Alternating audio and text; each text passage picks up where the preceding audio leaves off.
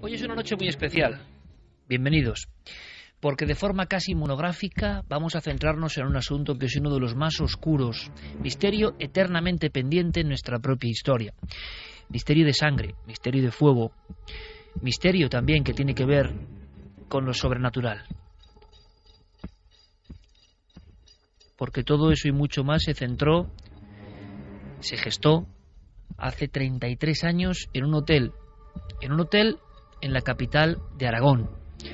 En un hotel que, para los que éramos niños entonces, se convirtió en imagen indeleble.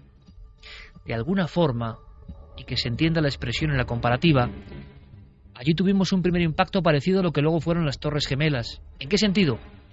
Desde luego no era habitual ver en la televisión a personas arrojándose al vacío desde un edificio en llamas.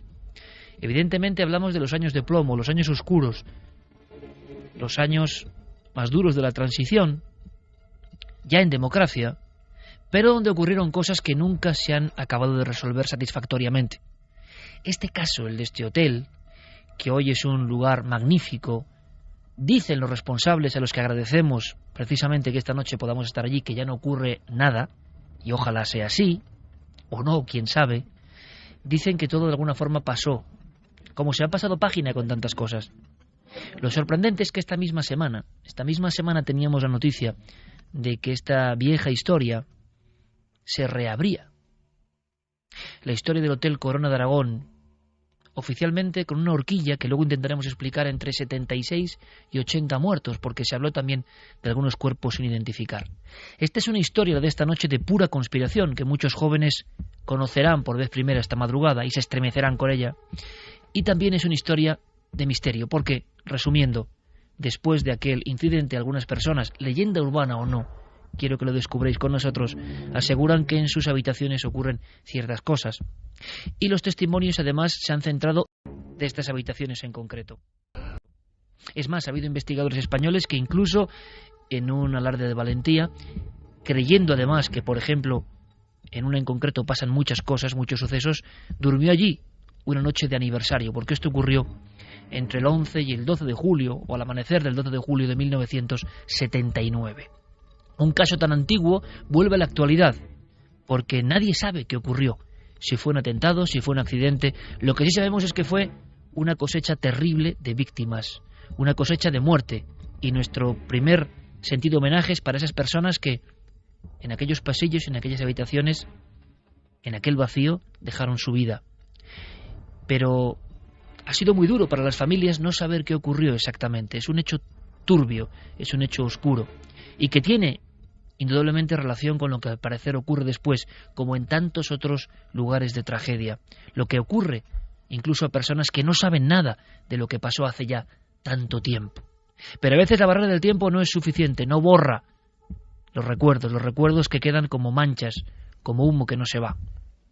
Yo quiero empezar este programa, que va a ser muy especial, muy de emociones, porque tenemos a un equipo destacado dentro del hotel, hoy Meliá Zaragoza, pero antiguamente Corona de Aragón. En ese lugar donde pasaron tantas cosas, donde hubo tanta muerte y tanto misterio, y hoy nos cuentan que hay tanta paz, se encuentran dos compañeros que luego presentaremos. Antes, para todos, un documento, son 2 minutos, pero yo quiero que lo escuchéis muy atentamente, porque son 2 minutos que tienen la fuerza de la radio única para catapultarnos a ese tiempo de plomo, a ese tiempo oscuro. Las voces, la sintonía, el sonido, todo tiene un algo que nos reconecta casi genéticamente con el pasado que aquí recordamos muy bien. En Radio Zaragoza, y gracias a la labor de nuestro compañero Fermín Agustí y Ángeles Afuera, hemos logrado que esto de nuevo salga a la luz. Tendremos a lo largo de la noche varias oportunidades de conectar con el pasado. Nuestros compañeros destacados allí también quieren de alguna forma conectar con el pasado, y luego lo explicaremos. Pero la radio nos lo permite de una forma directa. Fue una tragedia como nunca se había vivido en España hasta el 11M. Una tragedia con imágenes imborrables, con fotografías dignas de estar en la historia oscura de nuestro país, por desgracia. Esa misma mañana, la cadena SER, en Zaragoza, empezaba sus especiales informativos de esta forma. 71 muertos y 47 heridos, algunos de suma gravedad, es el resultado provisional de la mayor tragedia de los últimos tiempos ocurrida en Zaragoza, al provocarse un pavoroso incendio en el Hotel Corona de Aragón, establecimiento de 5 estrellas con capacidad para 300 plazas, entre los que se encontraba el nieto del anterior jefe del Estado, Cristóbal Martínez Bordiú Franco. Esta era la razón por la cual entre los ocupantes del hotel se encontrara también doña Carmen Polo, viuda de Franco, los marqueses de Villaverde y 2 de sus hijos más pequeños. Igualmente se hospedaban familias de militares que tenían algún hijo en el primer centro castrense de Zaragoza. El incendio se inició sobre las 8:20 de la mañana en las dependencias destinadas a freidurías y churrerías, situada en la planta baja del hotel, y a través de las chimeneas de las dependencias citadas y conducciones de aire acondicionado distribuidas por todo el edificio, se ha propagado el incendio inmediatamente hasta llegar a la última planta de las 10 que tiene este gran hotel, rematada por una terraza con piscina, a donde muchas personas, presas del pánico y acorraladas por las llamas y el impresionante humo extendido por parte de la ciudad, ha llegado arrojándose algunas de ellas, y en donde han podido ser rescatadas más tarde por el servicio de unos helicópteros. Los clientes del hotel, en una buena parte, han escapado como han podido. Otras personas, presas del miedo, no han podido resistir la angustia y el temor y se han arrojado por las galerías. Sobre todo han sido distintas mujeres que lo han hecho.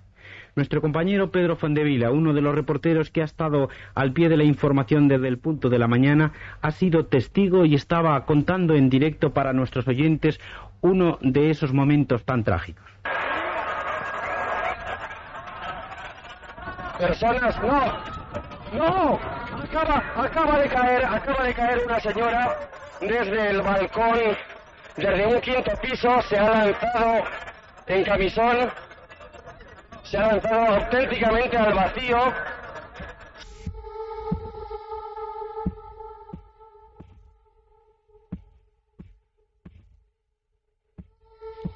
Una y 38 minutos, esto es Milenio 3, y esos 2 minutos nos han colocado en otro espacio, en otro tiempo. Esa mujer en camisón, que fue fotografiada además, como otras muchas, lanzándose al vacío porque detrás, en el marco negro de su ventana, asomaba el humo y asomaba la garra del fuego intentando atraparla. Eran imágenes que nunca habíamos visto en este país. ¿Qué estaba ocurriendo? ¿Qué había pasado? ¿Cómo se había iniciado todo? Lo curioso es que esta historia, puramente criminal en este aspecto, habrá que ver si terrorista o no, siempre ha sido la gran duda. Las asociaciones de víctimas y los familiares de las víctimas siguen peleando 30 y pico años después porque esto se aclare. Nosotros no tenemos ninguna verdad, pero cierto es que los especialistas hablan de que hay algo que no acaba de entenderse, como tantas otras historias en nuestro país. Pero ¿cómo se conecta esto con el misterio sobrenatural? Pues por elementos como este, que también son breves pero concisos, por personas que en determinadas habitaciones, en concreto en la 9ª planta, muy cerca de ese lugar donde los helicópteros, en una escena increíble, recuperaban a personas mientras otras se lanzaban desde la piscina hacia el vacío o intentaban sumergirse escapando del fuego, personas, como digo, que en las habitaciones, sin saber nada, tiempo después, sentían cosas, percibían cosas que parece que eran el recuerdo de una tragedia proyectándose una y otra vez. Noticia porque se reabre el caso del incendio. La cadena SER en Zaragoza, en una mínima cápsula, nos dejaba historias humanas como esta. Fue una de esas personas que tuvieron la serenidad suficiente como para anudar sábanas y descolgarse. ¿Desde qué piso, señor Campa? Pues estaba en el 3er piso, que representa un 5º piso, y entonces, pues, aunque la habitación mía da a la parte de atrás, me he tenido que usar las sábanas de mi cama, las sábanas de la cama de al lado, que era una habitación de 2 camas, anudarlas, atar la punta a la mesa de la televisión y descolgarme hasta donde llegaban las sábanas y luego saltar. ¿Cómo ha tenido esa serenidad?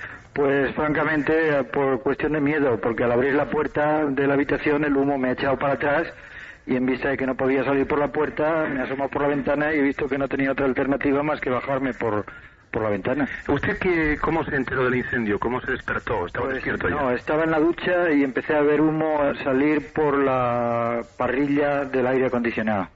En un principio se temió la posibilidad de un atentado, dadas las fechas, acontecimientos militares que se estaban produciendo en Zaragoza y dadas también las características personales de algunos de los clientes del hotel. Pero más tarde se desechó tal posibilidad, incluso por el propio gobernador civil en rueda de prensa con los medios informativos, que descartaba totalmente tal presupuesto. No obstante, en honor a la verdad hemos de indicar que ciertas personas desaprensivas se han dedicado a lo largo de la mañana a hacer llamadas anónimas a distintos centros hoteleros, entidades bancarias, delegación de Hacienda, etcétera, anunciando la colocación de artefactos explosivos que afortunadamente no se han producido. Y en esta misma línea hemos de indicar que una llamada telefónica que se ha producido en Radio Zaragoza a las 5:03 de la tarde anunciaba, aunque sin poderlo confirmar de manera oficial por nuestra parte y por conferencia, anunciaba que la paternidad de este suceso correspondía a una organización terrorista. ¿Qué pasó en Zaragoza entre el 11 y el 12 de julio de 1979? Pues fue un nudo de historias humanas marcadas por la tragedia que vamos a intentar desmadejar. ¿Por qué, Javier, hablamos de esto esta semana, cuando esto es un clásico que ya hemos tratado? Sobre todo porque en el 2009, justo 30 años después de ese incendio, repito, con entre 76, a ver por qué esa horquilla, y 80 víctimas, porque parece que hay cuerpos que todavía no está claro qué pasó con ellos. ¿Por qué hablamos de eso? ¿Qué ha cambiado? Bueno, ha cambiado que en estos días la Audiencia Nacional, a través del juez Fernando Andreu, ha decidido reabrir el caso. Y esto es realmente insólito porque esa misma Audiencia Nacional en 1980 ya dictó un auto en el que se manifestaba que no había sido un suceso terrorista y que por lo tanto no era competente en esta cuestión, sino que se trataba de un accidente. Ahora lo que ha ocurrido es que en 2009, como tú muy bien apuntabas, el Tribunal Supremo reconoció a una de las víctimas mortales de aquel incidente, a María Concepción García Llorente, y le dieron entonces la medalla a su familia de la Gran Cruz Real, de la Real Orden del Mérito Civil. A partir de aquella concesión de la medalla se abre un campo porque en aquel informe se decían cosas sorprendentes. En aquel informe de 2009 se llegó a afirmar que el incendio se había desatado a partir de 3 focos simultáneos. Que es la gran novedad, ¿no? Exacto, es la gran novedad. Y que incluso se había detectado, en fin, había información para sostenerlo, la presencia de napalm, es decir, que fue un incendio evidentemente no casual, no accidental, no provocado por la churrera que era la fuente original y, en fin, un poco la explicación oficial, sino que se había tratado de algo muy organizado. Y ahora, en 2013, este juez... la semana pasada, Javier. Exacto, la semana pasada. Tomando como referencia esa información de 2009, ha decidido reabrir el caso en la Audiencia Nacional y se acaba de sumar a la acusación popular la Asociación de Víctimas del Terrorismo, porque entienden que se debe reabrir este asunto, se deben reconsiderar, en fin, lo que ocurrió y las circunstancias de las víctimas, que deben ser consideradas ya víctimas del terrorismo. Y esto es muy curioso porque el juez lo primero que ha hecho ha sido reclamar a la policía si ETA reivindicó el incendio. Le está pidiendo la información de la reivindicación de la banda terrorista, si la hubo, a distintos medios de comunicación, a distintos interlocutores de este asunto.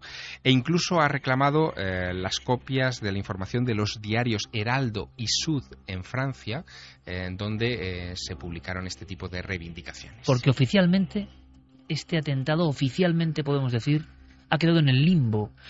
Santiago ponía una mueca al escuchar enseguida las declaraciones, gobernador civil. Luego veremos que todo el sistema de alguna forma se cerró en banda o cerraron filas y esto acabó estando, como decía antes, en el limbo de lo perdido. Nadie sabe qué ocurrió. Es el hecho criminal o la desgracia más tremenda ocurrida en España hasta el 11M, repetimos, se dice pronto. Y nadie sabía qué había pasado. Santi, pero tú ponías una nueva diciendo, vaya la que se estaba orquestando en aquel momento, ¿no? Pues sí, mira, es muy curioso porque precisamente la sentencia a la que hacía referencia Javier se sustancia en el Boletín Oficial del Estado del 18 de febrero de 2011, en el que no solo a María Concepción García, sino a otra serie de víctimas se les concede esa medalla honorífica por los hechos relacionados con el incendio del Hotel Corona de Aragón, sin mencionar en ningún momento la referencia que hace la propia sentencia judicial a que se trata de un atentado terrorista. Pues bien, en ese mismo boletín oficial, en esa misma página, se le da también una medalla precisamente a Francisco Laína García, el que era el gobernador civil en aquella ocasión. Gobernador civil que en el mundo de los periodistas veteranos de Zaragoza de aquella época, pues se hablaba en petit comité de que ese mismo día, aparte de reunirlos a todos inmediatamente en una sala para decir, bueno, sabemos que ya ha sido por causas naturales, etcétera, etcétera, fue también haciendo llamadas particulares a redacciones de varios medios para decir que en vías de evitar el alarmismo y males mayores que hay que ponerse, lógicamente, en las circunstancias de la época. Para hacernos una idea, en apenas unos meses antes, en el funeral de una víctima de ETA, de un general, fue cuando el general Gutiérrez Mellado, entonces ministro de Defensa, fue increpado muy duramente por los propios militares, llamándole traidor, llamándole cobarde. Estamos, Santi, en la época más dura casi de la transición o del proceso inicial de la democracia, y por eso este atentado siempre tendrá, y luego vamos a escuchar voces a ese nivel, diferentes posibles autorías si es que es un atentado, y algunas realmente fantásticas en lo extraño, ¿no? Hay un dato importante, ha dicho Javier Sierra Napalm, y quizá no todos estemos familiarizados con el término, sí que nos suena a Vietnam, pero en el fondo es acelerador de ese fuego, es decir, que en diferentes zonas del hotel había trazas de un elemento que había acelerado la combustión, el fuego, la tragedia, pero luego no se aclaró quién estaba detrás. Y hay un abanico que habla, por supuesto, de ETA, la principal organización terrorista de aquella época, el FRAP, mucho más desconocida, dice Santi con un gesto hay que descartarlo, luego hablaremos estaba de eso, desmantelado en aquella época. Y también se habla de la propia ultraderecha del momento, que quería motivar una reacción de inmediatez y de venganza incluso en los militares. Es increíble porque son, si os dais cuenta, amigos, teorías de la conspiración, certeras o no, que encajan como un guante con lo que se ha dicho, por ejemplo, del 11S. Es decir, un autoatentado para reaccionar. Todo eso se va gestando en un edificio tremendo en el centro de Zaragoza. Un edificio que tenía capacidad para 300 plazas. Por desgracia había familias y muchos niños también, aparte de militares. Dime. Mira, os estaba escuchando antes la conspiración. Yo tengo aquí unas noticias del Heraldo de Aragón, 10 de julio de 1994, en la que ya se hablaba de que el fuego se propaga con rapidez y además dan 3 puntos estratégicos. Incluso dicen dónde empiezan. En el 94. En el 94, ¿dónde están ubicados esos fuegos? Uno es debajo de un sofá, otro en el piano y en una salida de humos. En Napal, de nuevo vuelve a surgir esa palabra y además saben cómo está puesto y de qué manera lo han hecho.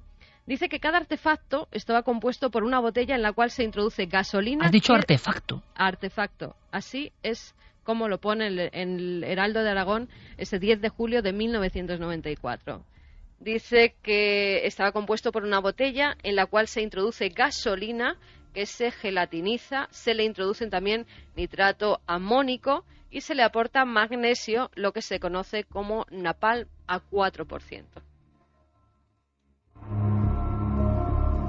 Bueno, pues ahí tenemos datos que son realmente sorprendentes. Y que vienen no solo del Heraldo de Aragón, sino avalados por un ingeniero, por Luis León, que fue en su momento el que hizo este informe, al que no se le prestó demasiada atención en 1994. Sin embargo, sus conclusiones son las que parece que sustentan ese informe del Tribunal Supremo del año 2009. Quiero conectar... Además, sí, es que Carmen. dicen que la conclusión es que se ha producido un atentado, pero no se sabe quién es el causante de ese atentado, a pesar de que al día siguiente, después del incendio, en varios medios de comunicación, sobre